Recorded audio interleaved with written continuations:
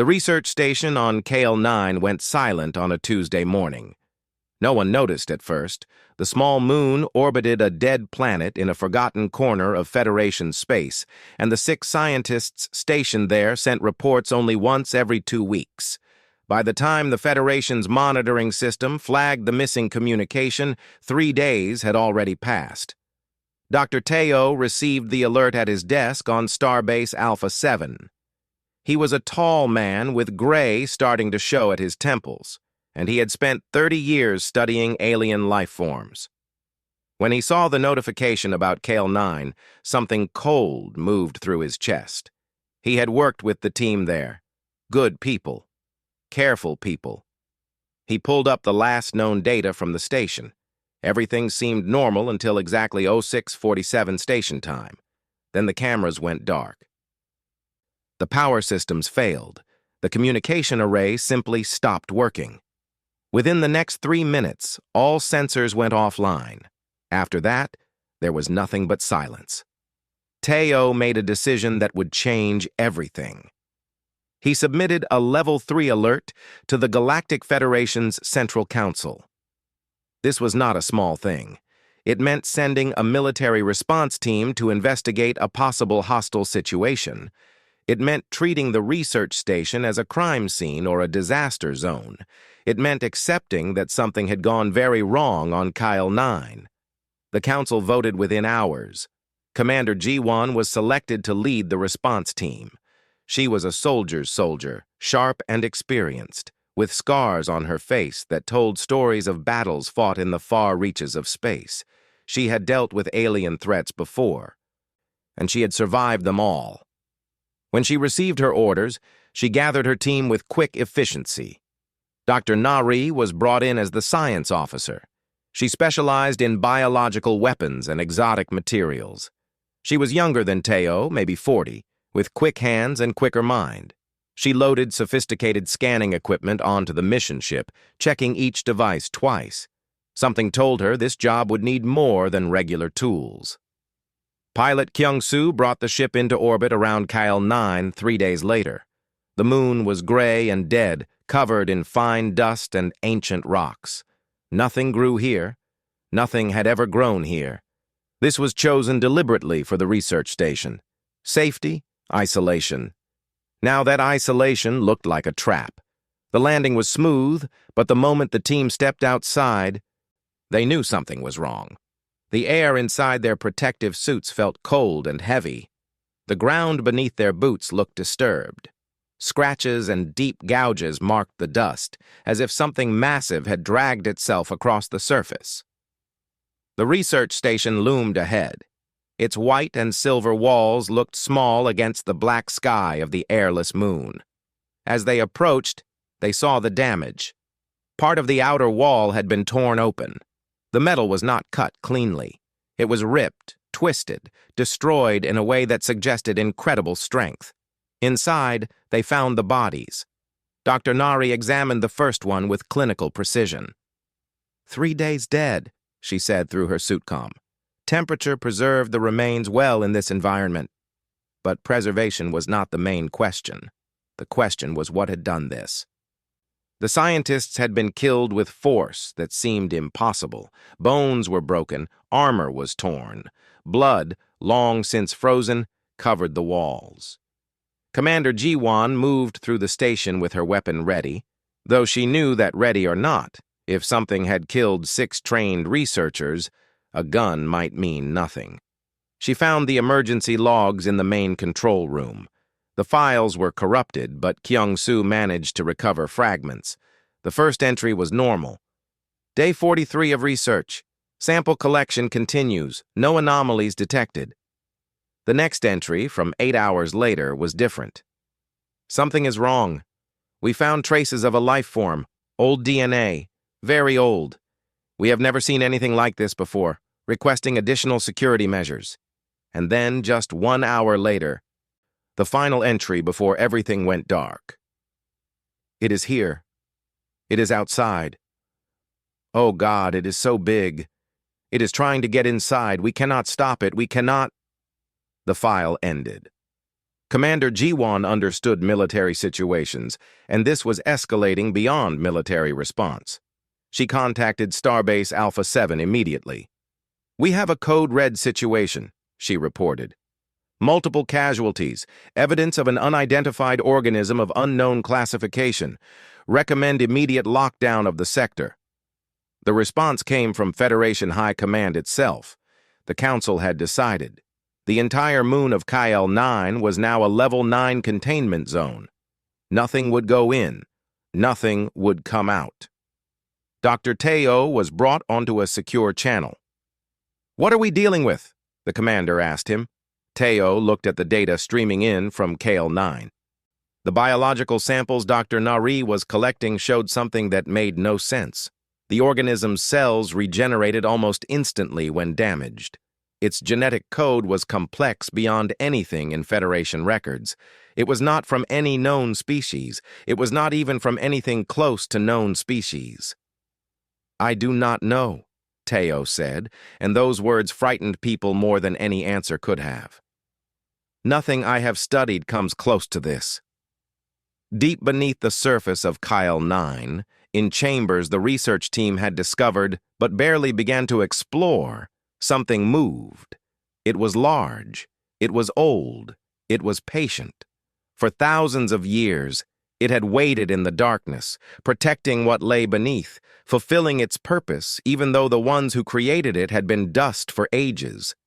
It did not know why the small creatures had come. It only knew that they had entered its territory. It had warned them, but they did not understand. So it did what it was designed to do. It defended. The creature, this thing that science had no name for yet, moved deeper into the moon's interior. It was damaged, yes. The small creatures had hurt it with their fire and noise, but damage meant nothing. Every wound healed, every scar closed. It could not be stopped. It could not be destroyed. It could not be defeated. The Federation's classification appeared in official records within the hour. Construct X, Threat Level Extinction Class, Status Indestructible. In a command center light years away, Captain Min Ho of the Human Coalition read the classification and understood something that no one else seemed to grasp. The Federation was preparing to contain a problem they did not understand. In his experience, that was when humans needed to think differently. He made a call that was probably against regulations. He had a feeling it was going to start something new. Captain Minho did not have permission to assemble a team. That was the first problem. The second problem was that he needed the right people, and the right people for this job were not soldiers. He stood in the observation deck of the Federation command station and thought carefully about who he would need. His first call went to Dr. Hae-il, a specialist in behavioral analysis of dangerous animals.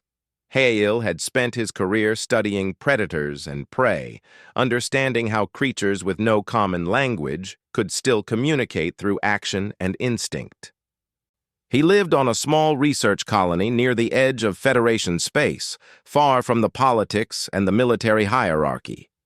When Minho's message reached him, he was in the middle of observing wild creatures on a jungle moon. Hae-il read the message 3 times. The first time, he thought it was some kind of joke. The second time, he understood it was serious. The third time, he started packing his equipment.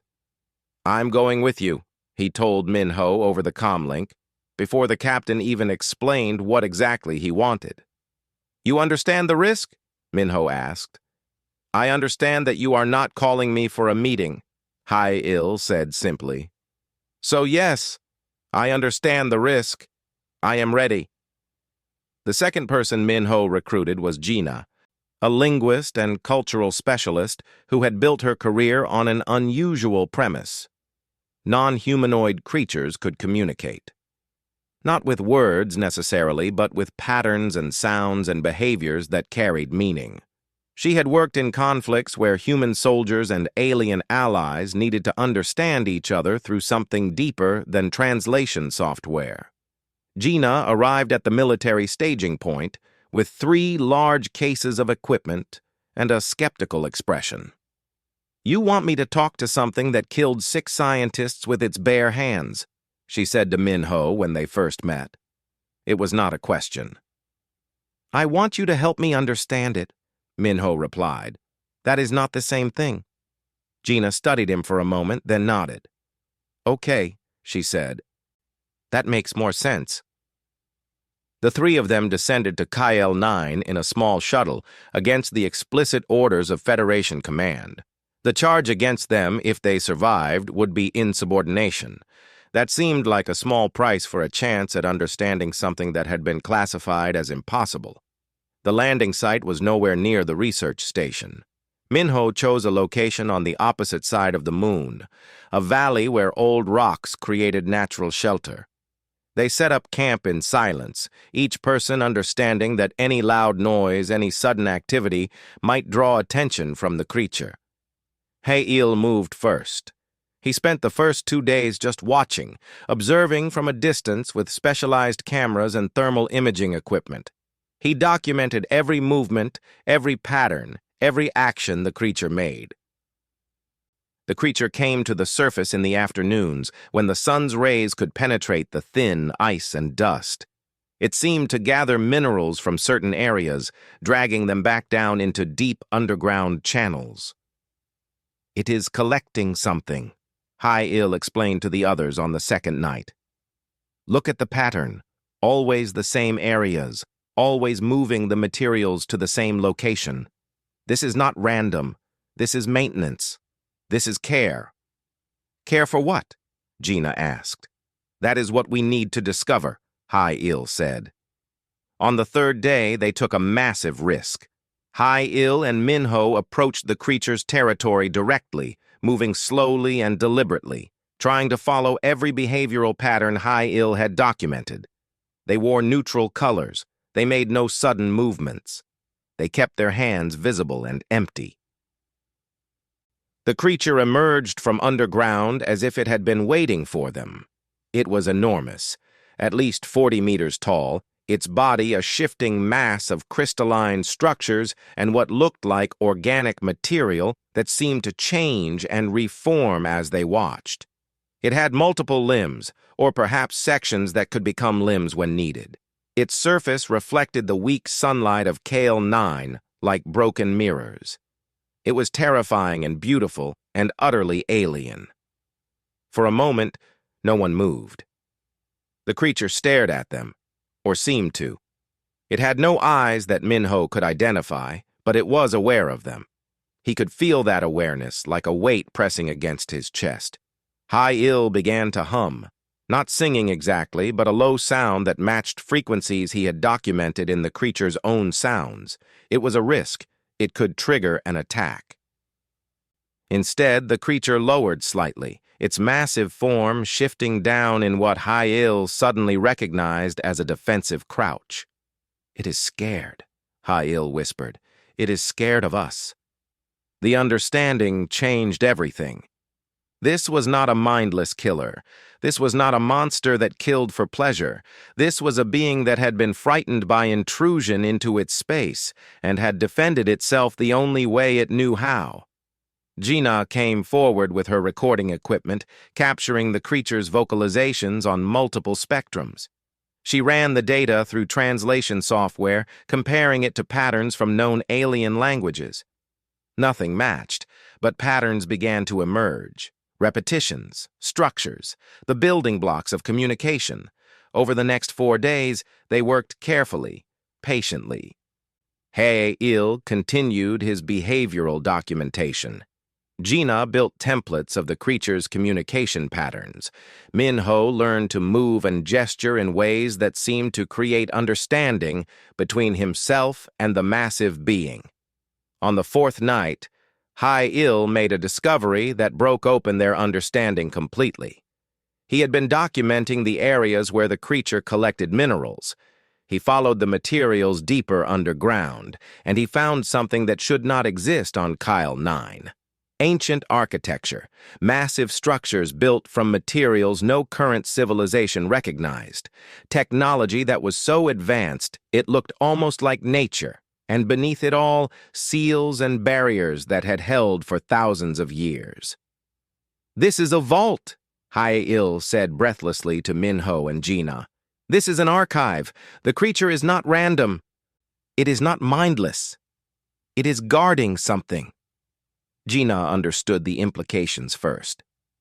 "It was built to protect this place," she said. "It is not trying to attack us randomly. It is protecting a territory that means something. It has a purpose." Minho stood in the ancient chamber and felt the weight of discovery. They had come looking for a monster and found a guardian.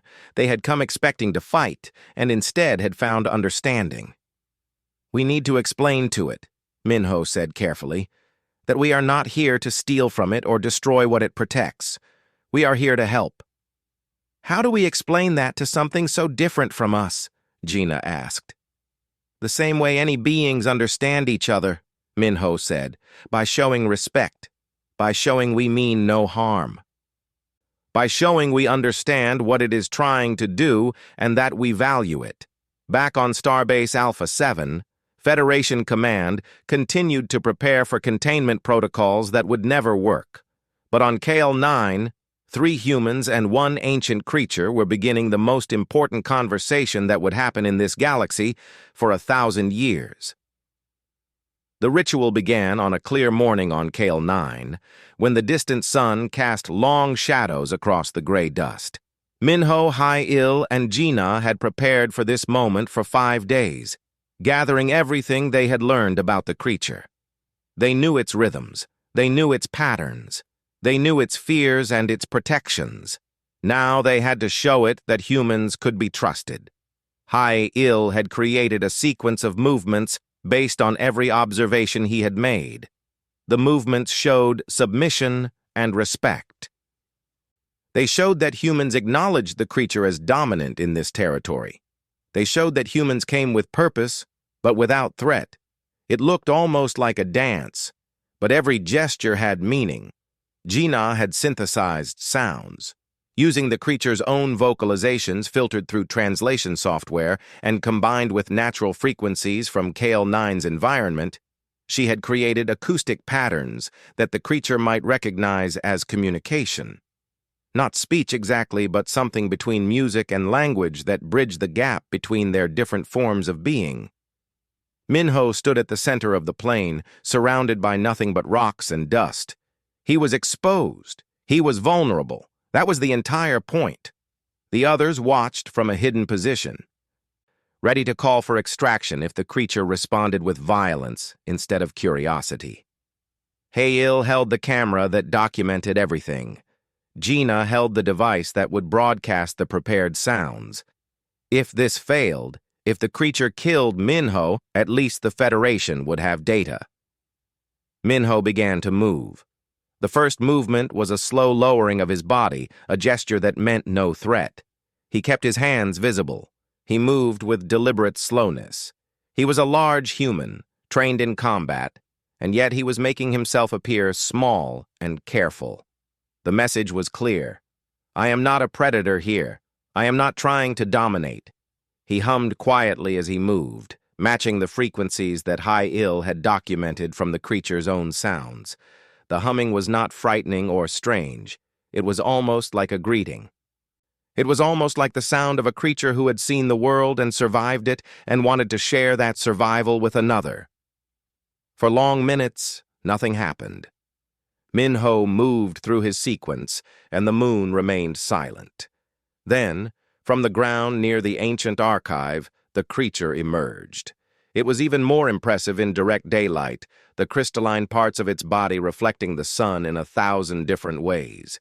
It moved with surprising grace for something so large and powerful. It was quiet, despite its size. No great crashes or heavy footsteps. It simply flowed across the ground like something between a spider and a wave. It stopped perhaps 20 meters from Minho. This was closer than the creature had allowed before. Gina activated the audio sequence. The sounds filled the air. A combination of natural frequencies and the creature's own recorded vocalizations playing back in patterns that suggested meaning and structure. It was not conversation, not yet, but it was communication of a kind. The creature made a sound in response. It was deep and resonant, a vibration that could be felt through the ground. Hi-Il recorded it, and Gina ran it through the analysis systems. The pattern repeated 3 times, then changed. It was trying to communicate back. Minho continued his movements, but now he added elements of response. When the creature made a sound, he made a corresponding movement. When the creature shifted its position, he shifted his. It was a dance of understanding, 2 different beings trying to find common ground in a universe that had never intended them to meet. Hours passed. The sun moved across the sky. Neither Minho nor the creature showed signs of stopping. Hi-Il watched the data streaming from the thermal imaging equipment and saw something extraordinary. The creature's energy patterns were not those of an aggressor preparing to strike. They were the patterns of something confused and curious and somehow lonely. By the time the sun began to set, something had shifted between them. The creature had come closer, and Minho had not run. The creature had made sounds, and Minho had responded in kind. The creature had not attacked, and Minho had not feared. When Minho finally withdrew, moving slowly and backward so as never to break eye contact, the creature did not follow. It simply watched him go, the crystalline parts of its body seeming to dim and brighten as its internal systems processed whatever thoughts or feelings it was experiencing. That night, Gina worked on the communication analysis with feverish intensity.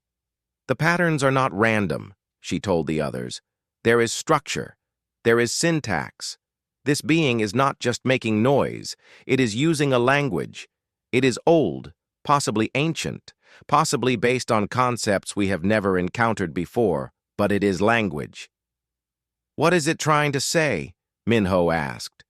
Gina worked through the night. By dawn, she had partial translations, words and concepts that emerged from the creature's vocalizations. "It is saying things like territory, protect, ancient, trust, and one phrase that keeps repeating, long alone, long wait." Minho understood.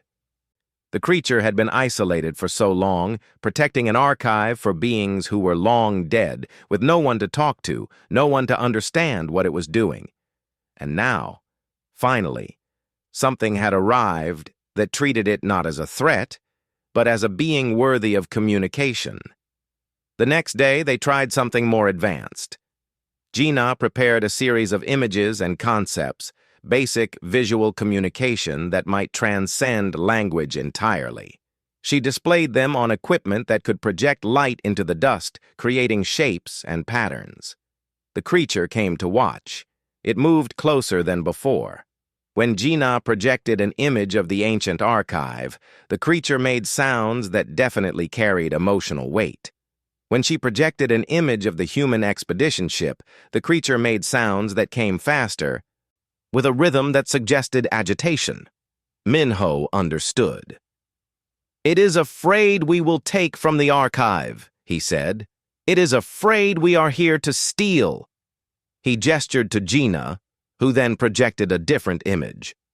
This one showed humans and the creature standing together, the archive safe and intact behind them. The creature's response was immediate. It made sounds that rose and fell, that seemed to carry something almost like relief. "It understood," Hi-Il said in wonder. "It understood that we do not want to destroy what it protects." Minho approached the creature again, but this time he did not bow or show submission. This time he approached as an equal approaching another equal. He placed his hand on the creature's hard crystalline surface and simply stood there. The creature did not move away. For long moments, human and alien simply existed together in the alien landscape of KL-9. "The Federation thinks we are studying a weapon," Minho said quietly. "They think we will find a way to destroy this creature or capture it. But we have found something else. We have found a being. We have found a consciousness that has been alone since before our species could walk. and we have found a way to end that loneliness. In that moment, on that dead moon, something changed in the universe. The age of treating the unknown as an enemy was ending. The age of treating the unknown as a possible friend was beginning. The creature needed a name. Minho, Gina, and Hai-Il discussed this on the 6th day after first contact. A name was more than just a sound to call something by. A name was recognition. A name was acceptance of personhood and identity. They settled on Sentinel because that was what the creature was. It was a guardian. It was a watcher. It was a protector of ancient secrets and territories. Sentinel did not object to the name. Whether it understood it as the humans did or simply accepted it as part of their communication patterns was unclear, but Sentinel responded when they called it by that name. The creature would emerge from underground, from its protective vigils over the archive, and wait to see what the humans needed. The problem that emerged was practical and urgent. How did humans bring an indestructible, massively powerful alien creature back to Federation space? How did they explain to a being made of crystalline structures and regenerating biomass that it needed to conform to the safety requirements of a starship? How did they create a system of interaction that allowed Sentinel to exist in human spaces without triggering panic and military responses? Dr. Nari arrived on KL-9 with the answer, or at least the beginning of an answer. She brought with her Hai-Il's designs for a harness system and Gina's specifications for a bio-neural interface. The harness was not a restraint meant to cause pain or suffering. It was designed to work with Sentinel's physiology, to communicate with it, to give it and the humans a shared language of movement and direction. The bio-neural interface was more sophisticated. It used harmonic frequencies that Sentinel's body naturally produced, creating a two-way communication system that translated human commands into impulses the creature could understand and choose to follow. It was, in essence, a shared set of signals that worked like a combination lock. The human would send a command in the form of specific frequency patterns, and Sentinel's biology would interpret that command and decide whether to follow it. This is not slavery, Nari explained to Minho as she worked on the final specifications. This is consent codified into biology. Sentinel can refuse commands if it chooses. The interface will not force it to do anything. It will only create the possibility of understanding. Minho watched her work with fascination. Nari was a woman who understood both the technical and the ethical dimensions of her work. She was not just creating a tool. She was creating a foundation for partnership. The process of preparing Sentinel took 2 weeks.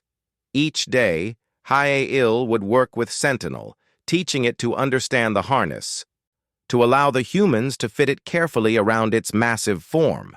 Each day, Gina would refine the communication through the bio-neural interface, learning which patterns Sentinel responded to best, which signals made the creature comfortable, and which created resistance. Minho became the primary handler, the human who would wear the matching interface controller and serve as Sentinel's main point of contact in the human world. He spent hours simply being near the creature, learning its moods and its needs, understanding what different patterns of crystalline shifting meant, recognizing the subtle changes in vocalization that indicated Sentinel's emotional state. It was during this training that something unexpected happened. Sentinel, who had been alone for possibly thousands of years, began to show signs of attachment to Minho specifically. When Minho was not nearby, Sentinel would search for him. When Minho approached, the creature's crystalline surface would brighten and shift in patterns that suggested something like joy. "It has formed a bond," Hai-Il observed. "This creature is not just intelligent. It is capable of attachment and affection. It has been waiting for companionship this entire time." By the time the extraction ship arrived at KL-9, Sentinel was ready. The creature had been fitted with the harness system, elegant and technical and utterly alien against its massive form. The bio-neural interface was active and functioning. creating a constant but gentle communication between Minho's controller and Sentinel's biology. When the loading ramp of the extraction ship descended, Sentinel hesitated.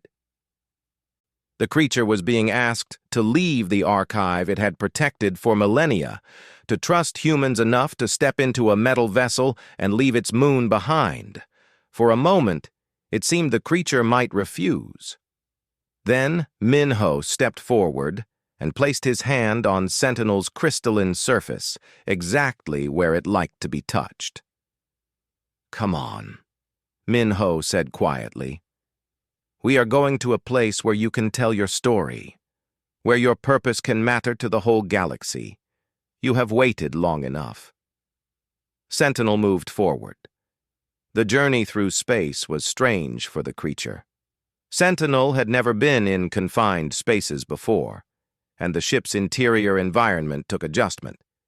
But Minho was there, always present, always communicating through the interface, always explaining what was happening in patterns the creature could understand.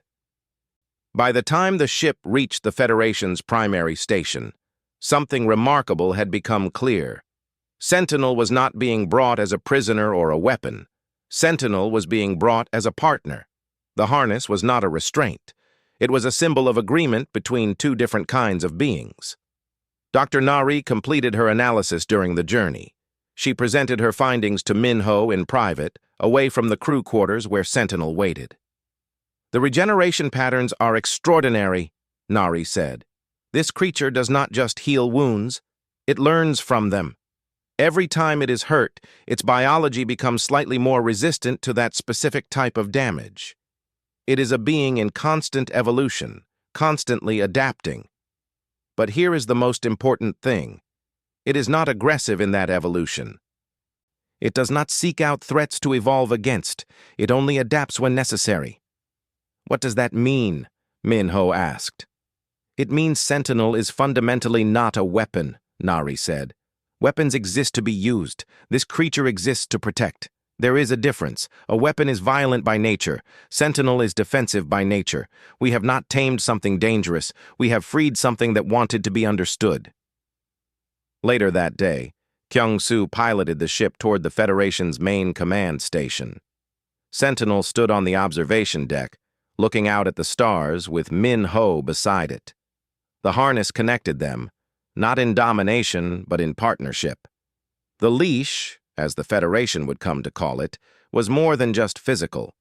It was a bridge between worlds, between different forms of intelligence, between the unknown and the understood. "Everything is going to be different now," Minho said to Sentinel. "The galaxy will see you and realize that understanding is possible, that connection is possible, that creatures they have classified as indestructible can choose to work with them, not against them." Sentinel made a sound, a low vibration that seemed to agree. The ancient guardian had finally found a purpose beyond endless solitude. It had found companionship. It had found, in the most unlikely way possible, a friend. The Federation Council chamber fell silent when Sentinel entered. The reaction was immediate and visceral. Here was the creature that had been classified as Extinction Class, the being that had destroyed a research station and killed 6 trained scientists. Here it was, walking calmly into the most secure location in all of Federation space, guided by a human on a leash. Admiral Kren, who led the military faction of the Council, stood abruptly. His hand moved to the weapon at his side. Then he froze, because every soldier in the room had done the same thing, and none of them knew what to do with that impulse. Shooting at Sentinel here, in the council chamber, would destroy the building and everyone in it. The creature's regenerative abilities meant that damage to the environment would not harm Sentinel. Only they would be harmed. Minho stepped forward, with Sentinel at his side, moving with a calm confidence that seemed impossible given the circumstances. He was a tall man, but Sentinel made him look tiny. Yet the creature moved with Minho, responding to subtle signals from the bio-neural interface, matching the human's pace exactly. "This is Sentinel," Minho said, his voice steady and clear. "It is not here as a prisoner or as a demonstration of military conquest. It is here to speak. It is here to negotiate. And it is here to show all of you that there are other ways to understand the unknown besides fear and weapons." The civilian representative from the Velsharic species stood up. She had dealt with humans before and had learned that they often brought unexpected perspectives to difficult situations. "Commander Minho," she said formally, "you are acting against Federation orders. You have made unauthorized contact with a Level 9 threat. You have brought that threat into this chamber. Explain yourself and your actions, or face immediate detention." Minho had prepared for this. He activated the data projection system, and images filled the council chamber. They saw Kale 9. They saw the ancient archive buried beneath the moon's surface. They saw the technological structures that had been preserved there for millennia, technology that predated any known civilization. They saw Sentinel guarding these structures, maintaining them, protecting them against decay and destruction. "Sentinel is not a threat," Minho said. "Sentinel is a guardian. It was created, we believe, by a civilization that existed thousands of years before our recorded history. It was given a purpose, to protect an archive, to keep safe the knowledge and technology contained within it. That is what Sentinel has been doing, alone, for possibly thousands of years." He let that sink in. Then he continued. "When the research team arrived on Kale 9, they did not understand this. They approached Sentinel as researchers approach an unknown organism. They studied it, they tried to categorize it, and when the creature responded defensively, when it protected its territory, when it did what it was designed to do, they were killed. Sentinel did not murder them. Sentinel protected its archive. That is the only language it knows." Dr. Teo, who had requested to be present for this session, spoke from his position in the Scientific Observer section. "I have reviewed the data that Captain Minho and his team collected. The evidence supports his interpretation. Sentinel is not mindlessly destructive. It is intelligent, possibly as intelligent as any species in this council. It communicates, it learns, it is capable of choosing not to kill, and it has chosen that when presented with peaceful alternatives." An uncomfortable silence filled the chamber. Military leaders did not want to hear this. War strategists did not want to believe that the indestructible threat could be reasoned with. But the data was there. The evidence was undeniable. Then Minho revealed the real reason for bringing Sentinel to the council. "Sentinel has agreed to work with us," Minho said. "But there are conditions. First, the archive on Kale 9 must be preserved and protected. Sentinel will continue to guard it, but humans and allied species must be allowed to study the knowledge contained within it. Second, Sentinel itself must be treated with the respect due to any intelligent being. It will not be experimented on. It will not be contained or tortured. It will work with us as an equal." "And what do we gain?" asked the Trade Minister. Minho smiled. It was a small expression, but it carried the weight of certainty. "Everything. The archive on Kyle 9 contains technology far beyond anything currently available in Federation space. The designs for faster-than-light travel systems that could reduce journey times by half. Energy generation methods that produce exponentially more power with exponentially less waste.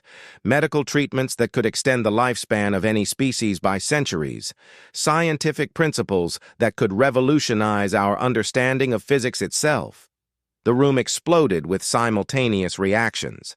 Some council members wanted to seize the technology by force. Others wanted to negotiate properly. Some were already calculating the economic value of such knowledge. Through it all, Sentinel stood calmly beside Minho, the harness and bio-neural interface visible, a symbol of cooperation and trust. Admiral Kren stepped forward. He was not a cruel being, but he was a military strategist, and his instinct was to see all situations in terms of power and advantage. He studied Sentinel carefully, then studied Min Ho. "If we agree to this arrangement," the Admiral said carefully, "what ensures that Sentinel will not simply turn on us once it has the opportunity?" Min Ho reached over and placed his hand on Sentinel's hard surface. The creature's crystalline structure brightened in response, a visible sign of what seemed like approval or affection. "The same thing that ensures I will not turn on any of you," Min Ho said. "Trust, but more than that, purpose." Sentinel has had only one purpose for thousands of years: to guard and protect. Now it can have a new purpose: to share, to help, to ensure that the knowledge it has protected all this time finally benefits those who need it. That is not a small thing. That is everything to a being who has been alone for so long. The vote took place over the next 3 hours. Debate was fierce. Questions were asked. Concerns were raised. But the fundamental logic was irrefutable. A being that could be reasoned with was infinitely more valuable than a being that could not. An indestructible guardian who chose to work for peace was worth any number of weapons that worked only through force. When the final vote was recorded, the decision was unanimous. The council voted to accept Min Ho's proposal. Sentinel would be recognized as an intelligent being with rights and protections. The archive on KL-9 would be studied, and Sentinel would work with the Federation, not as a slave or a weapon, but as a partner. As Sentinel and Min Ho left the council chamber, Dr. Teo intercepted them. The old scientist looked at the creature with wonder, and something like pride. "We were thinking about this all wrong," Teo said to Min Ho. "We thought we needed to understand a weapon. You understood that we needed to listen to a person." Min Ho nodded.